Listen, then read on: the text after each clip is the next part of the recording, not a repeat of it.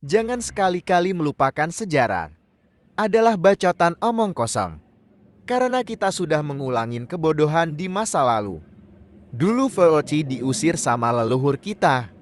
Padahal datang tujuannya untuk berdagang, lalu kenapa saat ini kita harus percaya Cina yang dalih investasi? Yang besar kemungkinan mencaplok tanah leluhur kita. Betapa bodohnya kalian. Terus buat apa leluhur kalian berusaha keras mengusir VOCI? Kalau akhirnya keturunannya terusir dari tanah kelahirannya, yang dulu mereka perjuangkan. Awal masalah bangsa ini adalah keserakahan pejabat yang bodoh.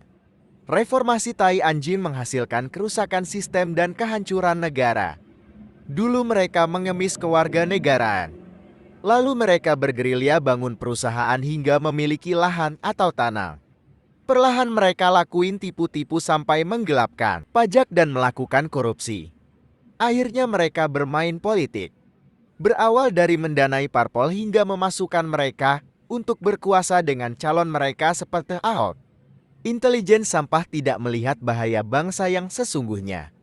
Cina berpolitik cuma nguntungin negara RRC. Pribumi bukan hanya terasing, tapi juga terusir dari tanah kelahirannya sendiri. Kita main logika aja. Pertama, buat apa bangun ibu kota negara baru kalau akhirnya ada campur tangan negara lain? Itu bakal jadi ibu kota negara Indonesia atau milik RRC.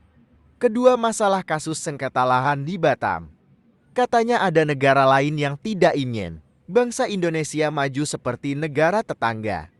Singapura gitu maksudnya. Gini ya goblok. Lu jangan tertipu permainan busuk Cina. Singapura itu orang Cina. Investor juga Cina. Bukan tidak mungkin nanti Singapura mencaplok Batam ditambah perluasan lahan negara mereka dari pasir Indonesia yang mereka beli. Apa masih kurang sampai di otak kalian?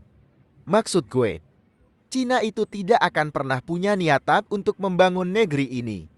Mereka hanya nyari untung dan ingin menguasai teritorial atau perluasan teritorial. Masih kurang untuk menyadarkan kalian. Mungkin nanti kalian akan tersadar kalau sejarah penjajahan terulang kembali dalam kehidupan kalian.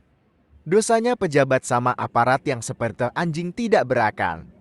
Dari rakyat buat gaji kalian, tapi dikembalikan ke rakyat berupa ancaman bulldozer piting dan menodongkan moncong senjata ke hadapan rakyat. Bajingan ya kalian. Semoga anak cucu kalian terlaknat dan tidak ada penerus kalian. Kalian sudah banyak melanggar undang-undang. Kalian tidak bisa melindungi rakyat kalian. Apa Cina memberi keuntungan bagi bangsa ini selain banyaknya korupsi, polusi dan limbah? Berhentilah melawak kalau Indonesia sudah merdeka.